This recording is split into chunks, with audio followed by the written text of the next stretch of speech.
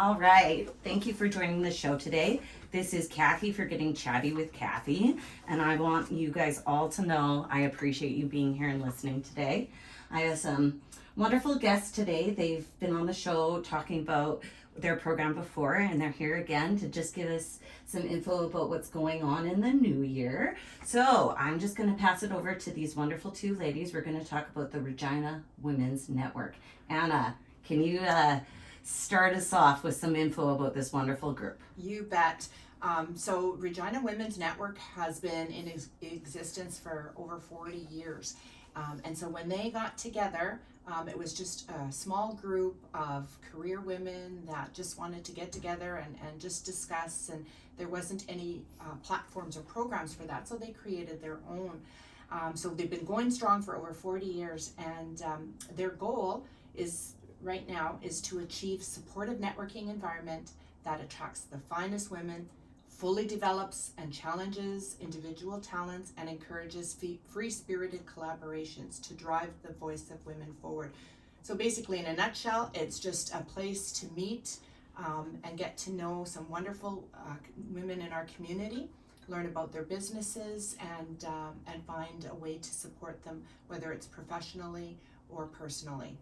So I joined, I guess now it's about 6 months, I think, and I had gone to a few meetings before that. So I'm kind of new. So I'm going to give you guys my perception of what RWN means to me. So being a small business at my house, I don't really have a lot of people that are like working in my like vicinity. So what I found was I didn't have that kind of outlet to just chit chat about work and about just what's going on around Regina, and just like the other side of working in an office that like has its like real community feeling.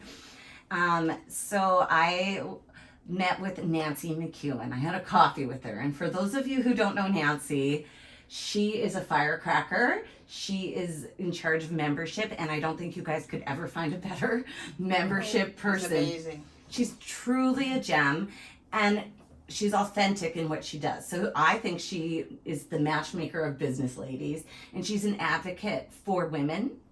So she and I chatted, and she's like, come and do this, and I have anxiety. Like, I don't like meeting new people. Like, I really prefer to live in my little hole sometimes. But you know what? It is a very welcoming group. And I think I went for tea, and there was women that were double my age. There were women that were younger than me. But we all sat together, and we supported each other, and we celebrated all of the women. And like, what a cool way to spend an afternoon after having like a year in my basement, like pounding out art. Like, this made me feel like I was maybe on the right path with my career too. So there was a lot of pros. And this, when was the AGM? I feel like it was the end of September. Mid-September, yeah. It was the 40th anniversary, and it was the election as well for the board. And one of my problems is if I don't commit to something, I have a hard time doing it. I'll just be like, oh, I'm busy, I won't do it. So they had a seat up for the board, and I thought, geez, if I commit to doing something, I'll show up, and I know this is good for me. And I tell you, it's been wonderful since. You know, it's been a struggle this last year. We've had a death in the family. We've been like very busy with just figuring out a new work-life balance in our house. And it's really supported me in many different ways. And I really strongly suggest that if you're an entrepreneur or not, just a woman working or a woman at home that just needs an outlet with good people, your reading explains exactly what it is. It's a group of great women coming together. So they've made me feel really welcomed, and I have a hard time with that sometimes. I don't know, it feels like a really welcoming group of people. I've been part of the group for over 15 years, and when I first started working from home, same as you, I didn't have anybody to talk to, nobody to have a coffee with, nobody to run any ideas by. So I started looking for groups to join, and I joined 3 other groups, but I stayed with this one because I felt it was a community, and I made some long-lasting friendships. And I met some, you know, and learned about some great businesses that I wouldn't have known about if I hadn't have been part of the group.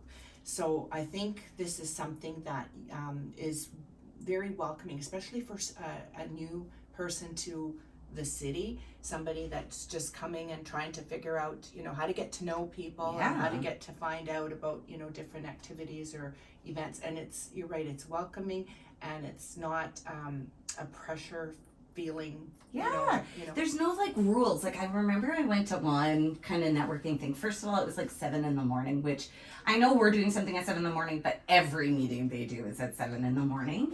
And you had to like track the amount of like referrals, how many dollars that was to people within the group. And it was really tactical and analytical.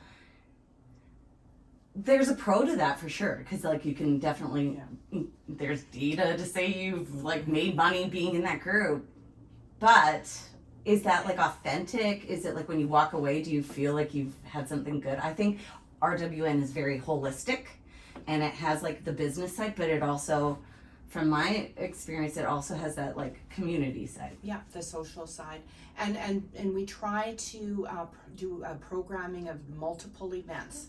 That, different styles. Yes, that showcase our members, that are educational. We like to have fun. So we've got some wonderful events coming up, and actually there's our event in January that's going to be quite amazing, and Joanne's going to speak on that. Joanne. Hey.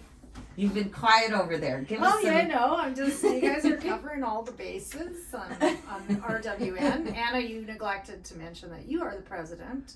Girl. Yes. Regina Women's Network. You know what? I'm so used to being introduced that I always forget to continue. Well, and your theme. Tell people what your theme is, because I do think that is the best theme for the year. So my theme is I Love Regina Women's Network, and the I Love Regina part comes in that, you know, I really do love Regina. It's been my home, pretty much my whole life, and I think we've lost that feeling. We need to bring it back.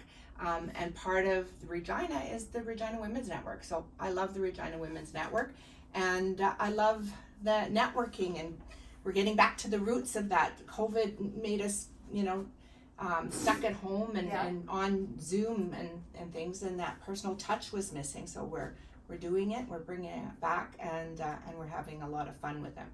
For sure. So, okay. This is what I think is really cool too about RWN. It isn't just about us. I think that what you're doing is the power of numbers. I was just talking about that before we were on the air, but I really think that we don't take advantage of that more. And there's a topic that hasn't been brought up enough. And Joanne, you're advocating for a really important cause here in Canada. Specifically here, let's talk about it. Let's like get down to it. Sure. So Regina Women's Network has an annual event that we call CWS. It stands for Courage, Wisdom, Success. It's typically a speaker series, fundraiser. I came across this topic in 2018. It's on human trafficking. So I met a monk lady, Sadhvi Sadali Shri. She is a documentarian as well as a Jain monk, the only female Jain monk in North America, or she was the first anyways. I think there's another now. What's a Jain monk? Well, Jain, it's just female version of being a monk. Yeah, like, right. But no, but a Jain is Jain, and it is mostly men. It has been. Oh. Comes out of India.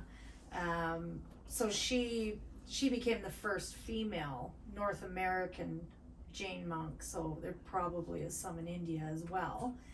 She was an Iraqi war veteran with PTSD, so that sort of perpetuated this. She also studied at Berkeley University for doing like video documentary type stuff, so that's how she came to be in this. It's near and dear to her heart. She herself has not only the army PTSD, but childhood PTSD from being assaulted and whatever. So this was near and dear to her heart. Her first documentary was Stopping Traffic, and it was about sex trafficking, human trafficking overall, and it takes many forms. There's sex trafficking, labor trafficking, forced marriage, child soldiers, so it, you know, and other forms to a lesser degree, but those are the primary ones. I was really intrigued by it. I was motivated. It was a bit of a heavy topic, it seemed, for people. I mean, it still is. It's not a fun thing to talk about, but we really need to acknowledge that this is happening in our communities, and it's becoming more and more to the forefront. There's a newly released movie called The Sound of Freedom, and I know that a lot of people have watched that, and that really shed some light on it, so it's bringing it more to the forefront. There's a lot of local news stories been happening right here in Saskatchewan. There was some forced labor, a lady that was forced to work in restaurants, and there's young women. There's a young woman driving a car. The car was pulled over at Swift Current, and she was 15 years old, being trafficked. Her two traffickers were with her. They just keep them moving around. We need to educate the community to learn to recognize these people that are in trouble, because their trafficking is really in depth. So there's a lot to it, a lot of levels. You know, it's like, why don't they just leave? But there's so many things that drive it, and I'll get into some of that. So now Sadali Shri has created a second documentary entitled Surviving Traffic. So this is more the after stories. When you, like human trafficking, only 1% get out. So 99% of people that are trafficked either remain in it or perish as a result of it.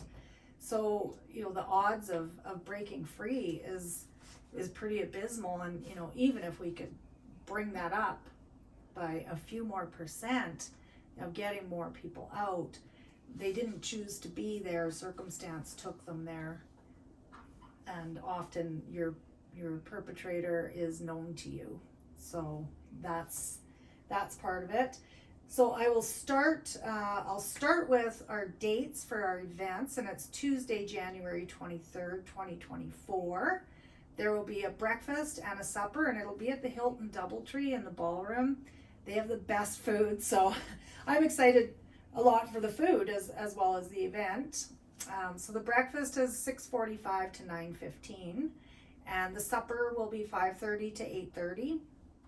And we have a great menu, and it's going to be super interesting. There's free parking that has been either in the parkade or in the front lot. And we're going to be watching the documentary. We're going to be hearing from her story of how she came to be a documentarian and why this is important to her.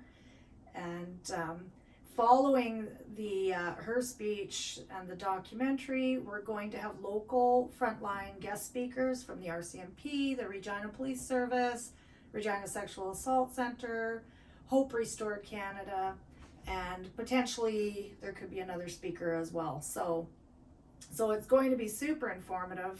We're going to learn a lot.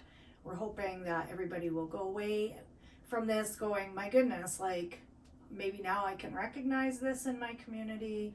You know, without education, this will just continue to fester. And human trafficking is soon to pass drugs as the number one issue. And that's because you can repeatedly sell a person. Right. You sell a gun once, you sell a drug once, you sell a person over and over and over, many times a day for years on end. It's inviting if that's, you know, what your mission is. So it's interesting hearing Regina, like hearing about these things, because we kind of live in our own bubble. And I remember when I watched the documentary with our group of people that are planning this event, there was hand signals. I think that this is something that I walked away from that I had no idea about, and it's just one little thing that maybe could help that 1% person from getting out and maybe increase that number. So how do we do that? Can you explain how that came to be? I'm not an expert by any means. Well, the human trafficking hand signal started on TikTok, and it kind of like took off from there. So it's been adopted, and it's a call for help. So if you have your hand up flat facing forward, tuck your thumb to your palm, and then bring the rest of your fingers down over your thumb to make a fist with the thumb tucked in. That indicates that somebody is being exploited. So if you know, there's been cases where people are driving and somebody's in the back seat of a car making thumb tucked, fingers rolled over, making that sign to say, I'm in trouble. It's like I an need help. SOS. It is like an SOS for when you're being trafficked, and so, you know, because a lot of people are actually kidnapped and held against their will. So if somebody is making that signal to you, that indicates, you know, it doesn't mean that you have to go and grab and save them, but, you know, call 911 or get some help for them, So because it is a cry for help. So this topic's going to be fairly triggering, I imagine, for some people in our community, because we're asking people from all different organizations to come Yes. for this information. So I'm imagining we're going to have a lot of nonprofit people coming and listening, and also people that are influential in the community that can share this knowledge. Yes. So who can we expect to see at this event, do you think? As far as attendance, Mm-hmm. well, we'll have a lot of business people, you know, from the government, from business, legal, like lawyers' offices, that kind of Interesting. thing. And as well as, you know, from Sophia House, the Sexual Assault Center, within the police forces that do, you know, that deal with this all the time. We will be hearing from them, but they will have other representatives there as well. Just people from throughout the community. Indigenous will have representation there because they're largely affected by this topic. So it's going to be a real mix of people, men and women, and hopefully we all come away that much more knowledgeable, that much more aware, and maybe we can help to fix this issue within our community, because everybody likes to kind of put their head in the sand about this because it's not pleasant. So It's a scary topic for sure to Yes. talk about, and I think people feel uncomfortable thinking that could go on in our own community. right. But if we can learn about this, we'll recognize it, and I'm sure this is the first step. Yes, yeah. Bring it out, get people talking about it, make it more public awareness. Mm-hmm. So if you're a person in one of those roles in our community, we really want to make sure that you're coming to this event. If you have any questions or you want to reach out, we have a ton of information on our website at rwn.ca, and if you just see the hand with images on it, click on that and you can, you know, read a little bit more about the event. And we would love it if you're not maybe the first person that should be at this event, maybe send somebody that you know might benefit from it too. You can Yeah. buy a table, you'll have your logo up on the table so that people can know that they're helping with this important cause. Right. Yes. Yes. The proceeds are going to be donated to the local entities that are on the front lines. So there is, you know, there's multiple people that are out. They're out on the streets between, you know, 10 p.m. and 4 a.m. while we're all comfy sleeping in our beds, and they're out there, you know, Risking their lives. and trying to help these people along. So, you know, those are also people who are going to be attending this event. So we're just gonna have it like really from every angle of the community is going to be presenting and talking about it. So it's just going to be a wealth of information for anybody who comes, and I'm quite excited about that because we really need to be aware, wake up and be aware of what this is. And like Kathy said, a table of 10. If you purchase a table of 10 for your business, bring your employees, bring some friends. We'll put your business name on signage there. You will be acknowledged. Every little bit helps, and you know, education, knowledge is power. 100%. Yeah, and the other thing that I think is great that we're doing is we're doing 2 events. So if someone can't make the early morning breakfast, they have the opportunity to come for the dinner. So there's 2 opportunities, and you know, we really think this is an important message to get out there. And you know, the other thing too is just that we want to make sure that people come away from it not just to be aware, but also to know that there is going to be other opportunities in the community to do something about it, not just to find out about it, but we want to combat it as well. Absolutely. I love that we at RWN do something to help the community. It's just not just about us. Could you talk about other things that have happened in the past? I know you've been around 40 years. I bet you guys have combated other topics. Can you give us some inspiration from the past? Sure, like, I mean, we've done, like, well, just to bring up the most recent over the COVID, and I mean, just to keep things going, we did a lot of educational type of topics where we would bring in a speaker, a member, it could have been on legal matters, on financial matters, on various topics. And then when we were able to get together in person again, we thought the first year is we just wanted to get back to doing some things that were fun, not just educational or dry information. So we started to do things like we went and found a beautiful place near the Lumsden Valley where we did some flower picking. Who knew that we could do something like that? And that was quite lovely. You know, we've done things like going to the government house for our Christmas luncheon, which we used to do in the past, but then that, you know, went by the wayside over the pandemic period. So, you know, there's many opportunities. We've gone to the Italian Club and did some speed networking events. So just multiple things. Yeah. And as far as community type outreach, with the CWS Courage, Wisdom, Success events, we've had representatives from all kinds of places like First Nations, RCMP, business people that have come and told their story, the obstacles that they've overcome. It's always been a great event. It's been going on a long time. Back in the early days, we had like from Dragon's Den, Arlene Dickinson. Yeah. We had Anna Olson from Cooking with we Anna. had Chantel Kraviazek one year. So we've done some but we decided to take it more to a grassroots level, like more community, and that started in 2017. And so I have been involved with this since, like with the CWS event since 2017. And so we've, you know, that's where we've brought in more local people and been addressing local topics. That's why this one is a real tackle. And but it's necessary. I feel this is a necessary something that the community needs to.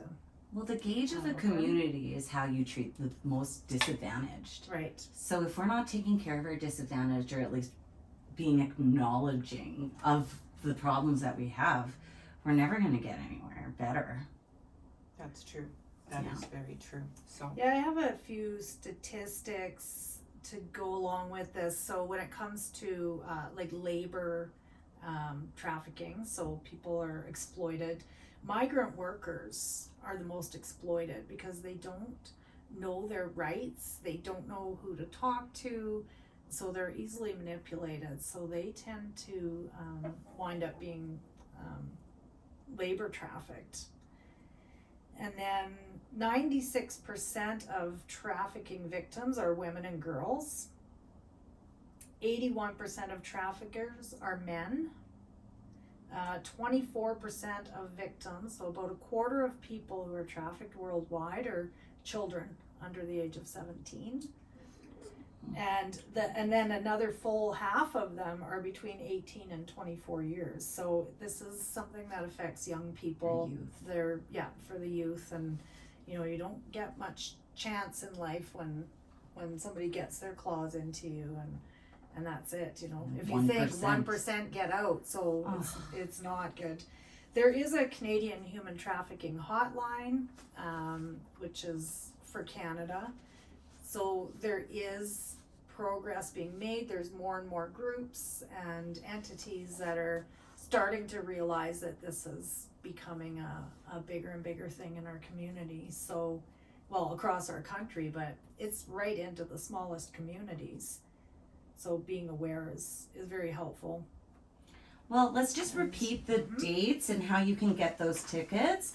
And if you're not able to come, we still need help. We need dollars. So reach out, and Yes. we want to see as many people there learning with us about this important topic. So the dates are So Tuesday, January 23rd at the Hilton Doubletree in the ballroom. There's a breakfast event, starts at 6:45 until 9:15, so you could come and do breakfast and then go to work. Or you can attend at supper from 5:30 to 8:30. Free parking in the parkade or in the front lot. Tickets at rwn.ca.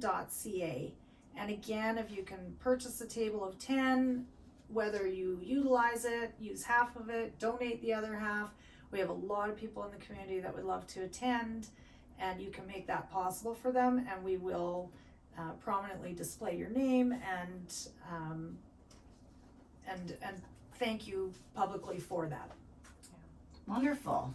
Anna, any last No, comments? just or- thank you for having us and letting us voice our information for Regina Women's Network, your connection to possibilities. Woohoo! Okay.